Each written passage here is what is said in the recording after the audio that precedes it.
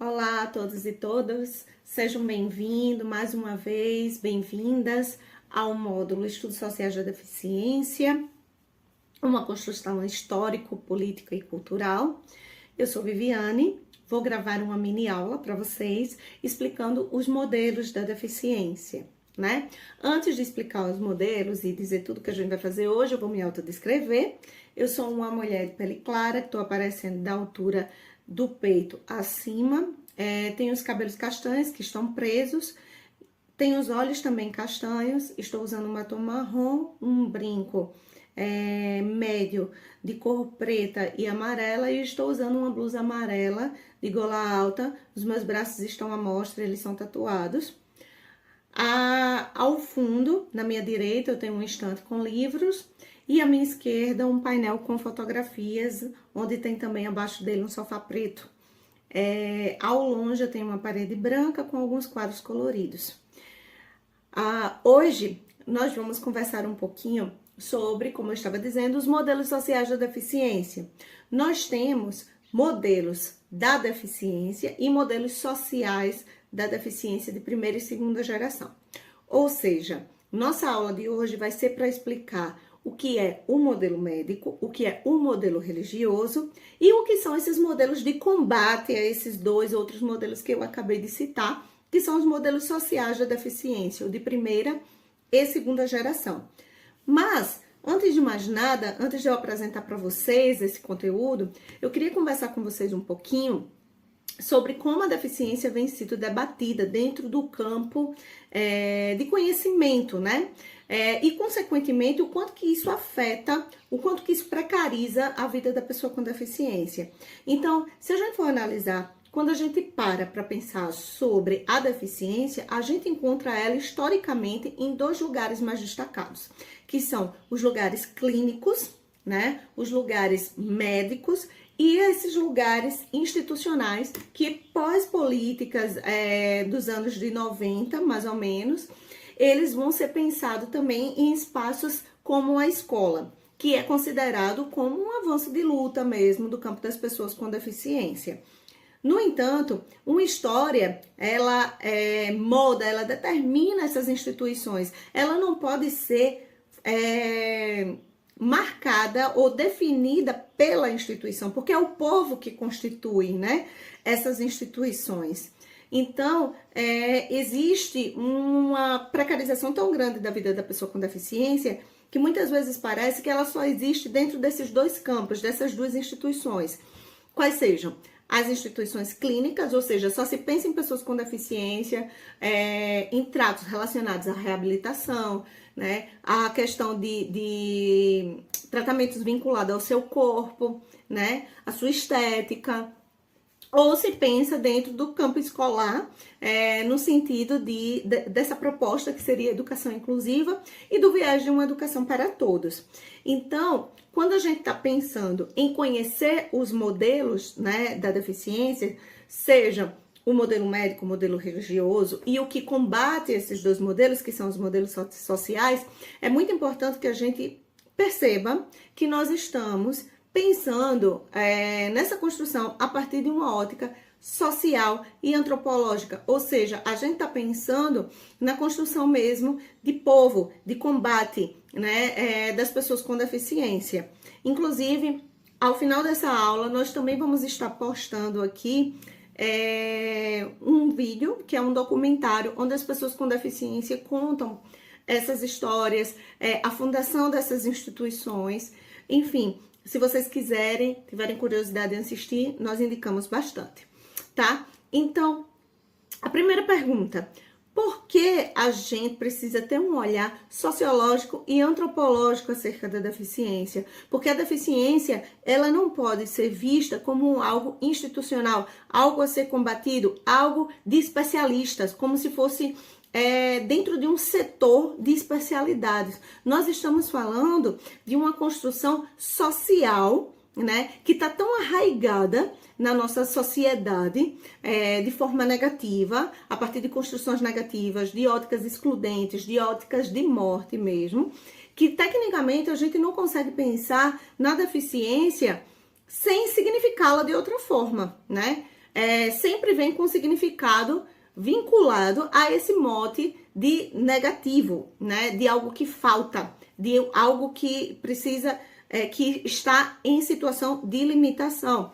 Tanto que quando a gente vai, por exemplo, falar de uma sala, e nessa sala a gente pensa, poxa, tá faltando alguma coisa, muitas pessoas usam, né? Essa sala é deficiente, no sentido de que tá faltando algo, né? E o modelo que estrutura esse primeiro módulo, ele combate esse tipo de percepção, ele combate esse tipo de conotação negativa em torno do contexto das lutas das pessoas com deficiência e, consequentemente, sobre como a sociedade entende as significações do que é deficiência. Então, pensar a deficiência de uma maneira sociológica e antropológica é, sobretudo, conhecer a história do povo com deficiência, e é um pouquinho disso que nós vamos conversar nesse momento. Bem, como eu já falei anteriormente, nós temos o modelo médico e o modelo religioso, né? Os modelos médicos e modelos religiosos, eles são percepções acerca da deficiência que permeiam duas instituições marcantes, né? Que, como já estão no nome, as instituições clínicas, médicas, especialmente, e as instituições religiosas. O modelo médico, e aqui eu estou usando as palavras de Débora Diniz, ele diz que a deficiência está localizada no corpo do indivíduo de modo que ela é vista como um problema individual, de modo que ela é vista como algo que precisa ser sanado, que precisa ser curado. Então, segundo Débora Diniz, nesse modelo médico, a deficiência é vista sobre essa perspectiva que eu acabei de dizer para vocês.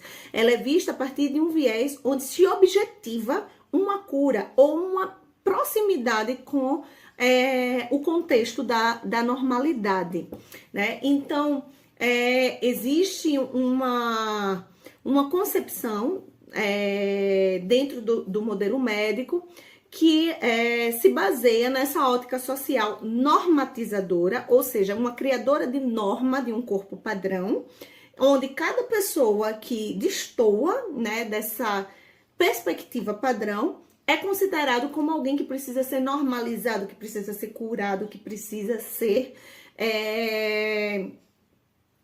problematizado, culpabilizado, como uma pessoa que individualmente precisa aceitar as consequências de sua falta.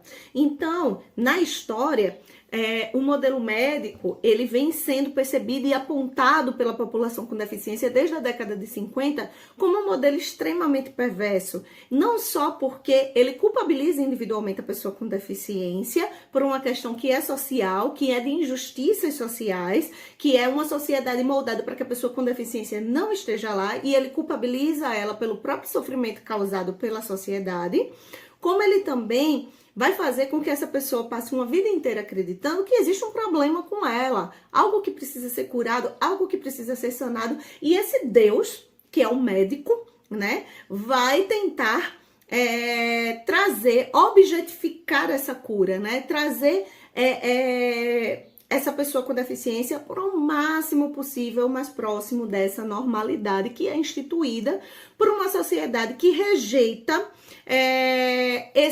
qualquer tipo de corpo que esteja fora desses padrões, né? Então a gente pode citar vários aqui: o corpo da mulher negra, por exemplo, o corpo das pessoas com deficiência, os corpos que são considerados os corpos dissidentes, né? Que são os corpos queers, né? Então nós temos as mulheres lésbicas, nós temos as pessoas trans, enfim, todos esses corpos que estão fora desses padrões, eles são rejeitados. E, consequentemente, a pessoa com deficiência, ela está dentro, né, desse complexo de rejeições por conta dessa norma que ela não atende, né? E ela não atende por quê? Porque ela se firma nesse modelo médico para dizer o quê? Que essa pessoa não consegue, que ela é incapaz, né? Que falta alguma coisa, né? Que essa pessoa, ela é alguém anormal.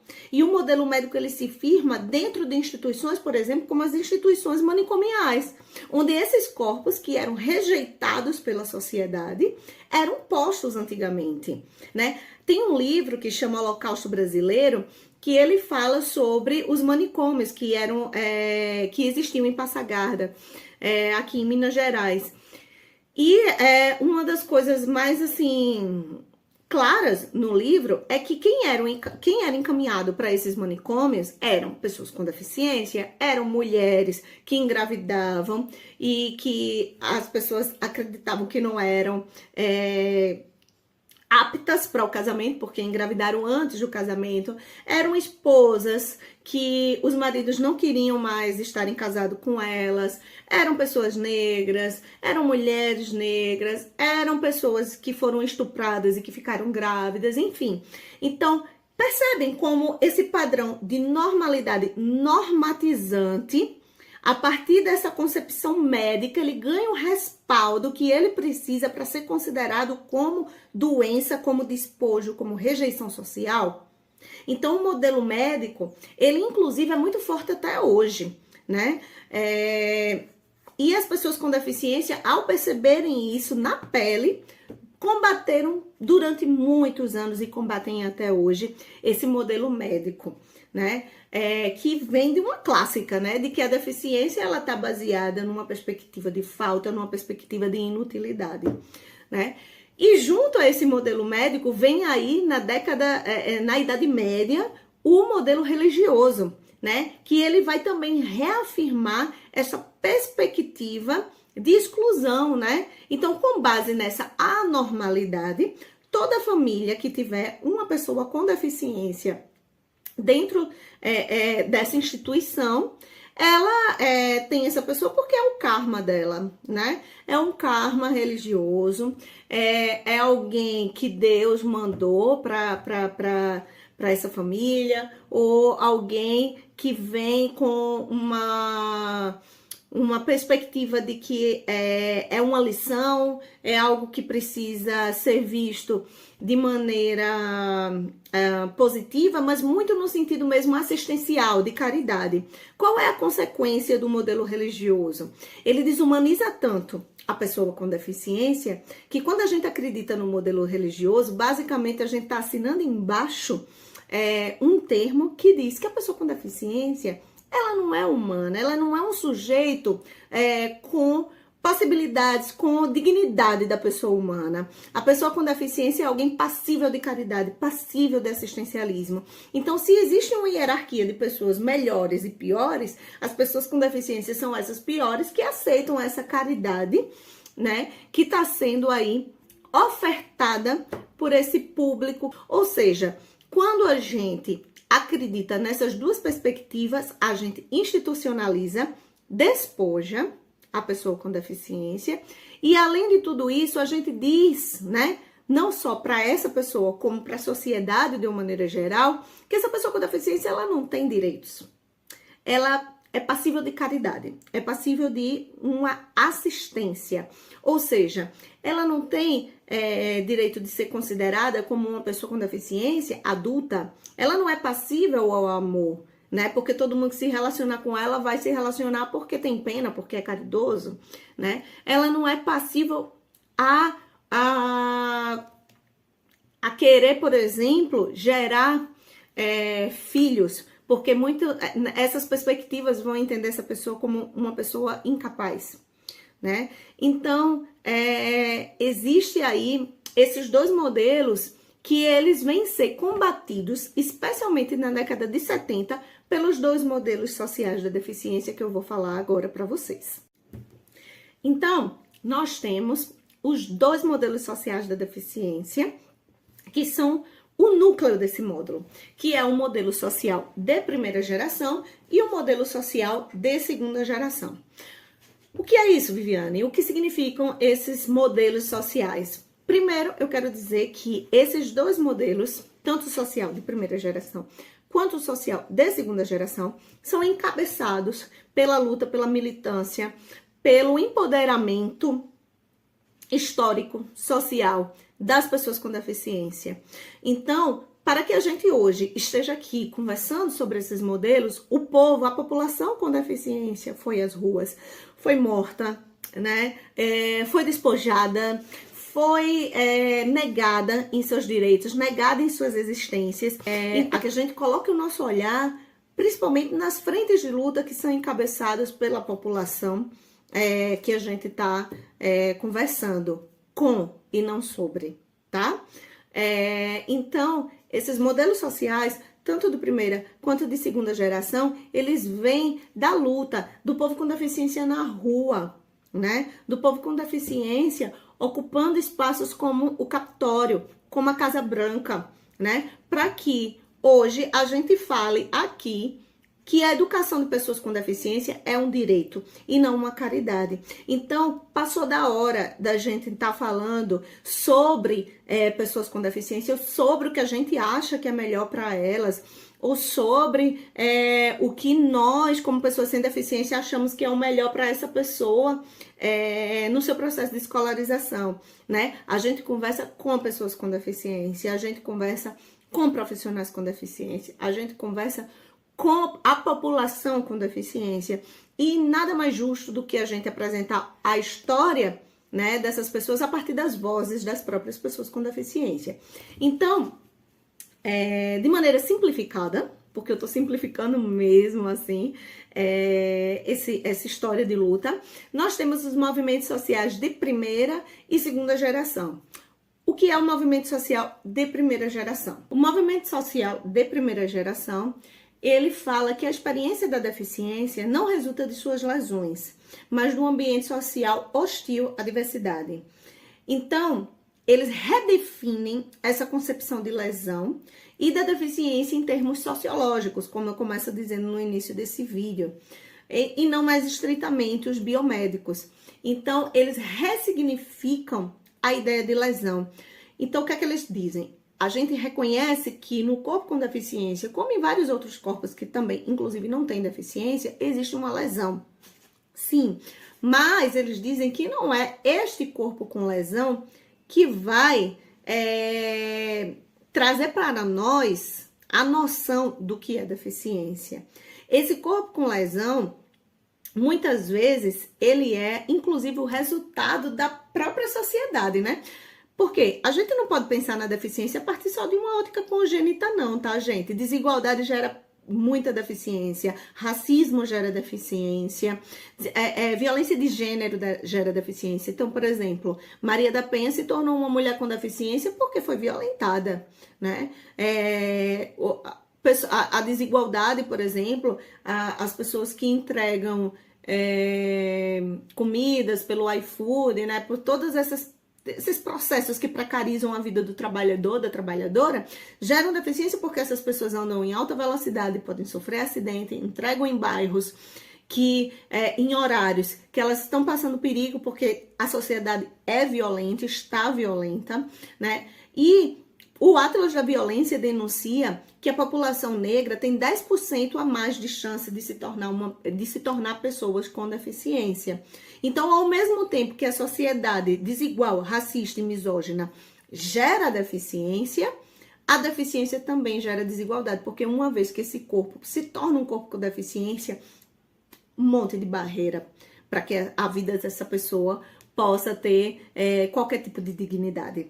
Então, o movimento social de primeira geração, ele chama atenção para essa sociedade que lesiona a pessoa com deficiência.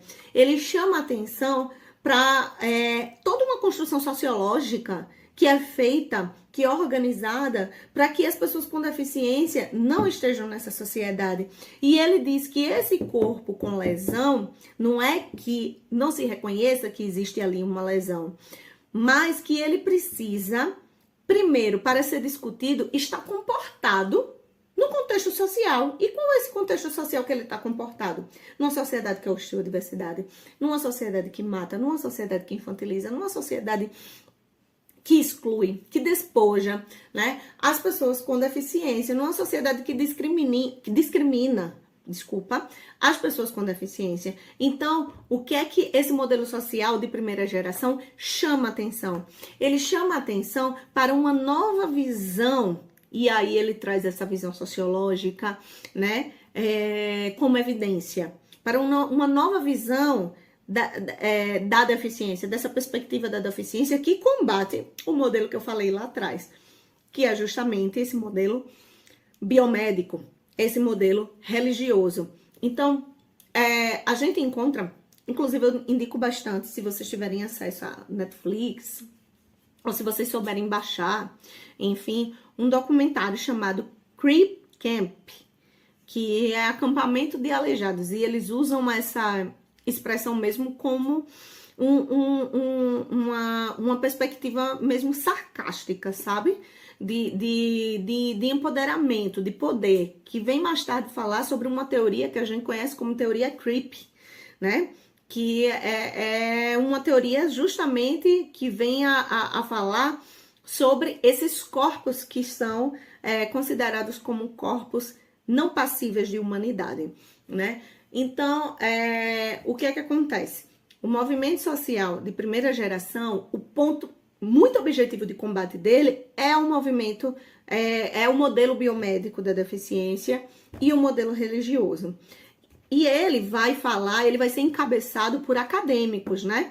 Por pessoas com deficiência, especialmente deficiência física, que tomam as ruas, né, que reúnem pessoas com deficiência intelectual, com pessoas com deficiência auditiva, surdos, enfim, pessoas cegas, e eles tomam a rua nesse propósito, que é de dizer que nós queremos direitos agora, nós não estamos pedindo favor, direito não é caridade. O mote de luta, inclusive, do movimento social de primeira geração para existir é preciso resistir, né?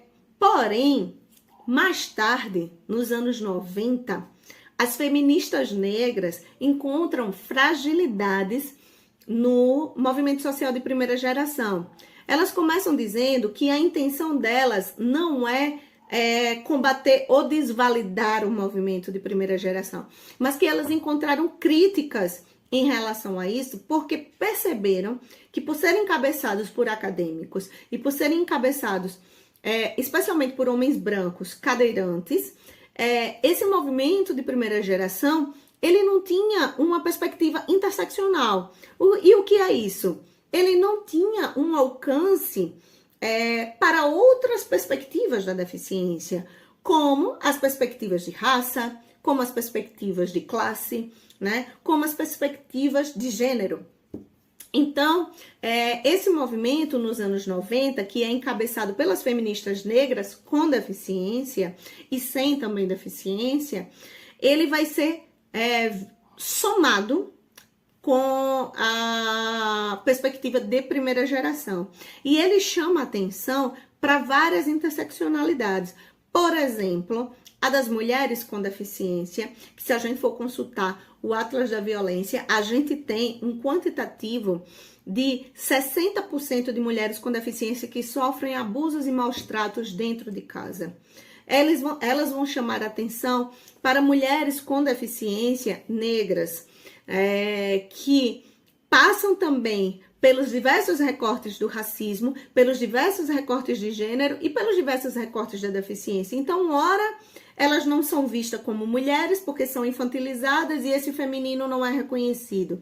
No entanto, a precarização da vida é tão grande e ela está tão passível a essa caridade institucional familiar que esse mantra, que deveria ser um mantra de cuidado, né, de atenção, de segurança, termina sendo o seu maior inferno, que é justamente dentro de casa, onde elas são abusadas, maltratadas, né? Elas chamam atenção também para o debate do cuidado, para o debate da dependência. Por quê? Porque o movimento social de primeira geração, ele fica muito concentrado em demonstrar, né, que as pessoas com deficiência, elas podem estar atuando ali no mercado de trabalho, que elas podem estar como pessoas independentes, que elas podem se casar, que elas podem manusear a sua própria vida, e elas dizem, porra, isso é extremamente legítimo.